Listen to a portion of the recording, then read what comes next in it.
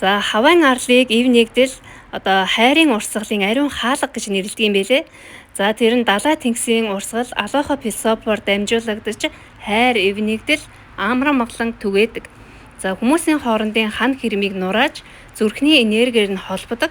За хайрыг зөвхөн хувь хүн хоорондын харилцаанд бус бүх дэлхийг түгээх үүрэгтэй тийм сүнсний даалгавартай газар гэж үздэг. Алоха. За дэлхий дээр цөөхөн хідэн уугуул буюу язгуурын иргэд байдаг. За түүний нэг бол хавайчууд юм аа.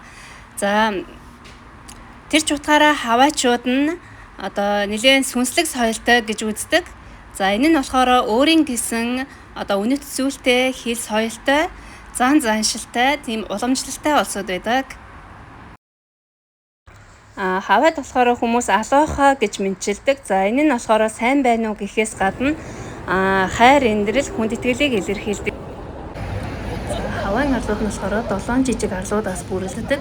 За энэ арлууд нь бас өөр өөрийн гэсэн онцлог амьдралын хэм маягтай гэх юм уу? Тийм мэлээ. За жишээ нь одоо энэ Нихо гэдэг арал дээр нь болохоор жинхэнэ одоо хавайн уугуул иргэдэнд амьдардаг гэж сонссон. За тэгээд би болохоор Оохо гэдэг арал дээр нь байгаа. За энд болохоор ерөнхийдөө нийт хүн амын 25% нь Европчууд, 40 гаруй хувь нь ихэнх нь Азиуд идэм бэлээ. За тэгээд 10-аас 12% нь жинхэнэ хавайн уугуул иргэд байдаг юм бэлээ. За тэгээд хавайд ирээд ер нь бол аялалж ирсэн хүмүүс бол хамгийн түрүүнд одоо энэ газараар явдаг. Энэ нь болохоор ер нь хотын төв нь. За энэ Оохо гэдэг арал бол бусад арлуудыгаа бодвол нэлээд ийм хот суурин айгуу тийм одоо хөгжилтэй гэх юм уу? Тийм газар байгаа. За энд бол хүмүүс нэг аялал зугаалахаар ирдэг. Эсвэл ингээд тогтмол амьдрахаар ирсэн хүмүүс бол энд тохиромжтой гэж бодож байна. Эсвэл ингээд гэр бүлээрээ эсвэл ингээд сурахаар ирж байгаа хүмүүст айгуу тохиромжтой гэж үздэм байлээ. За тэгээд энэ бол ийм худалдааны төв нь. За тэгээд жилийн 4 улиралд ийм халуун орон учраас одоо маш гоё худалдааны төв газраар ийм гоё цэлгэр ийм хаасайгүй ногоо мод ургамал ургасан байдаг.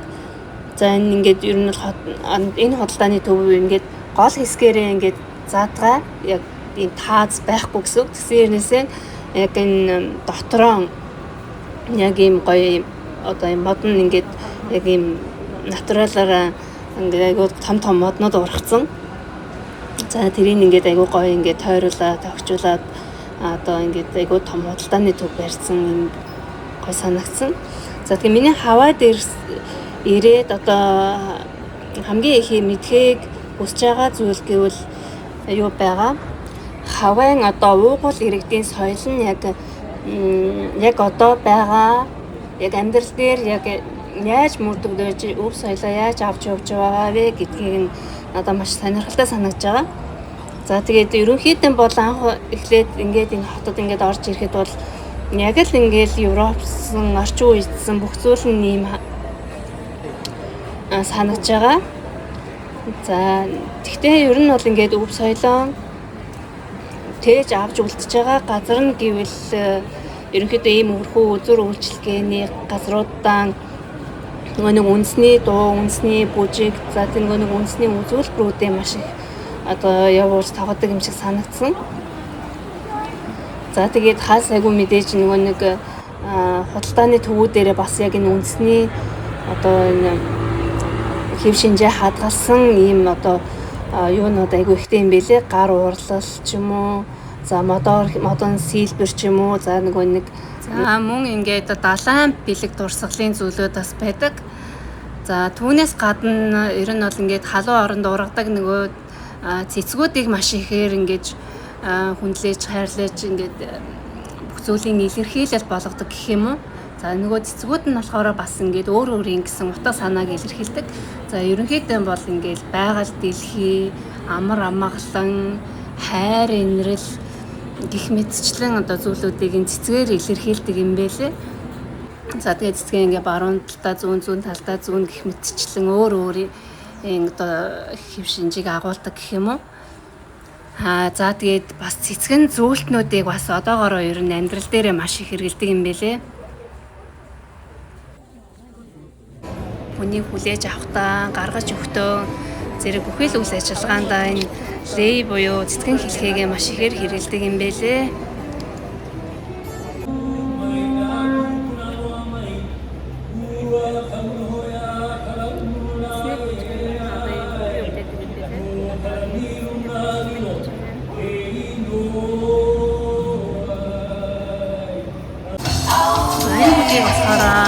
Буула бүжиг гэдэг юм лээ. Энэ болохоор хаваа үндэсний бүжиг. За энэ бүжгийн хөдөлгөөн бүр нь болохоор айгүй гоё байгалыг, зурхтыг, мөн хайр, амьдралын утга учирыг илэрхийлдэг гэж үздэг юм лээ. За мөн одоо энэ хавайн ардын уламжлалт бүжиг. Мөн одоо энэ болохоор хамгийн чухал хаваачуудын одоо түүх соёлыг харуулсан үлгэр дом итгэл бишрэл. Хаваачуудын ер нь дуу бүжгийг хараад байхад яг л ингээд гоё ингээд байгальтайгаа уулсан үедээ холбогдож байгаа юм шиг. За тийм хөдөлгөөнүүд байдаг. Тийм гоё тайван дөлгөөн. За тэгээд уусаал яг манай монголчууд шиг нөгөө эртний хаваачууд чинь нэг байгаль дэлхийгээ за энэ удаа ч юм ингээд шүтэн биширдэг байсан учраас за тэр хөдөлгөөнүүд тэр одоо бүжгийн хөдөлгөөнөөр тэр бүгдийг ингэж илэрхийлдэг юм шиг тийм мэдрэмжийг гоё авдсан байлээ. Яг одоо энэ бүжгийг хараад ингэж сонсож байгаа. Тэгээд манай монголчууд ч бас л яг ижилхэн одоо байгаль дэлхийтэйгээ нэг холбоотой тэгээд өгүүлж бүгдээ харьцаж байсан. За мөн ахуй амьдралаа за байгаль дэлхийгээ шүтж байгаа тэр бүх үйл явцаа яг монгол бүжгээрээ ингэж гоё уран яруугаар илэрхийлдэг. Яг тэр тийм зүйлийг бас ингэ ижилхэн юм шиг ингэж гоё санагдсан. За тэгээд яг энэ бүжгийг харж байгаад бас л яг манай монгол бүжиг яг ингэдэг дээ гэд монгол бүжиг нь одоо эдгэрийн бүжгийг бодвол айгүй гоё ингэж уран яруу ингэж уялцаж хуйлцдаг юм шиг санагдсан. Тэр гарын хөдөлгөөн яг ингээд нэг бисхүү асуу одоо тэр бисгээ хийж байгаа хүмүүс. За энэ гэсэн ерөнхийдөө нэг жоохон юм модон дуу нэг юм зан үйл хийгээд байгаа юм шиг санагдсан. Одоо энэ хаваачуудын бүжиг нь болохоор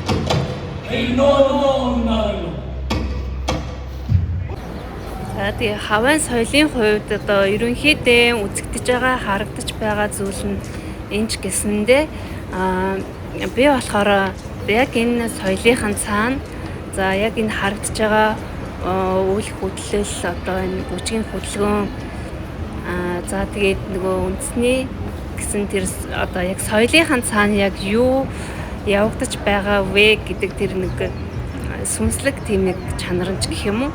Тэр нь надад маш их юм сонирхолтой санагдаж байгаа.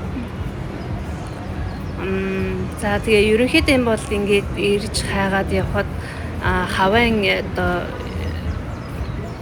одоо юу ангаах ухаан гэх юм уу? Одоо монголоор бол уламжлалт ангаах ухаан буюу байгалийн ангаах ухаан айгүй алдартай гэж сонссон.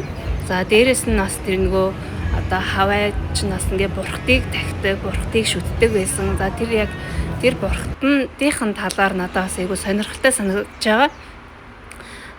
Сая одоо нэг гараад байгаа Джейсон Мамагийн тоглосон кинон дээр бас тэр талаар айгүй их гардаг. Тэгээ би тэрнийх нь бүр ингээд нэг цаад тэр сүнслэг утга учир нь юу юм болоо тэр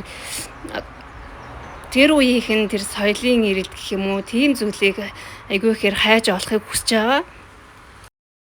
Мөн нөгөө нэг одоо нөгөө бурхтын хүч гээд байгаа нь яг хаанаас яаж гардыг бол за тэр үг хэллэг авианууд нь бас одоо яг ямар учиртай яаж тэр их одоо шид гэх юм аашаа тэр шидийн хүчийг яг яаж одын бол гэх мэтчлэн маш олон одоо бодлууд төрж байгаа. За тэгээд үүнийгээ ирэл хайгуул болгоод ер нь бол өөр гоё газруудаар нь явж үзье гэж бодож байгаа. Бас тийм айгүй гоё үлгэр домгийн одоо түүхийн холбогдолтой тиймэрхүү газрууд бас айгүй их байд юм бэлээ. Тэгээд тэр газруудаар нь яваад ямар ч гэсэн үзнэ гэж бодож байгаа. За тэг өнөөдөр болохоор би энэ одоо гол хүмүүс цуглардаг аялал жуулчлал ирсэн хүмүүс цуглардаг энэ худалдааны төвөөр ороод ер нь бол ингээд өдрийн туршид айгүй гоё сонирхолтой юмнууд үзээд ингээд гоё явлаа.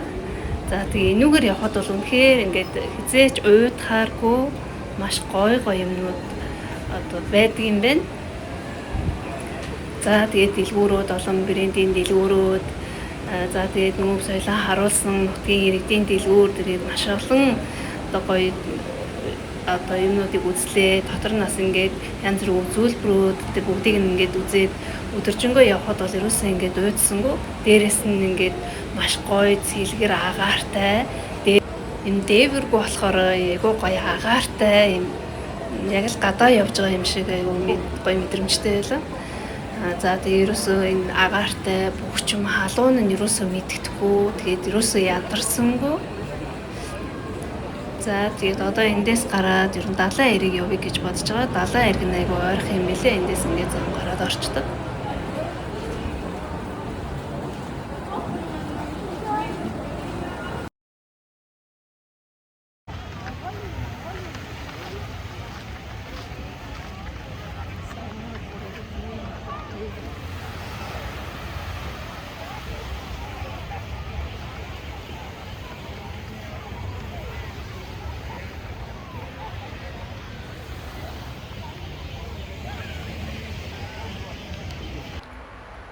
За ингээд далайн эрэг дээр нь ирсэн байна. За далайн эрэг дээр бол ер нь ингээд маш их хүнтэй, маш их жуулчтай. Ер нь ингээд энэ эрэг ингээд байнга л юм битүү байж байдаг. За тэгээд энд ирснээс хойш ер нь бол би ингээд айгүй байгальд гарах, далайд гарах ингээд маш дуртай болсон. Савл хийвэл өглөө ингээд нар мандахыг харна. За тэгээл өдөр нь ингээд аль болох далайд ирэх байхыг хүсдэг. За дээрэс нь ингээд далай дээр нар жаргахыг харах бол үнэхээр гоё бүр юм нэг амар тайвныг өгч чаддаг гэх юм уу. Яад ч юм энд ингээд одоо бүтэн жилийн ингээ халуун байнга ингээд ийм ном ногооноор байдаг болооч тэр үү. Эсвэл ингээд одоо энд ингээл хүмүүс ингээд гоё амрах гэж зугаалах гэж ирж байгаа. За тэр хүмүүсийн гоё эрчим энерги ч юм уу ер нь ингээл энэ далайн эрэг дээр ирэхээр нэх гоё юм амар тайван болчдөг. За тэгээд би болохоор ер нь л ингээл энд ирснээс хойш миний хувьд одоо миний хамгийн дотны одоо байдаг газар гэвэл ер нь бол байгаль болсон. За эсвэл ингээд нэг ой модон дунд ч юм уу эсвэл гоё хүрхрээртэй газар. За эсвэл нэг юм гоё далайн эрэг дээр байхад бол ингээд хизээч уйдхааргүй. За энд бол ерөөсөө нэг ганцаар л гэдгийг ер нь мэдэрхээ болсон.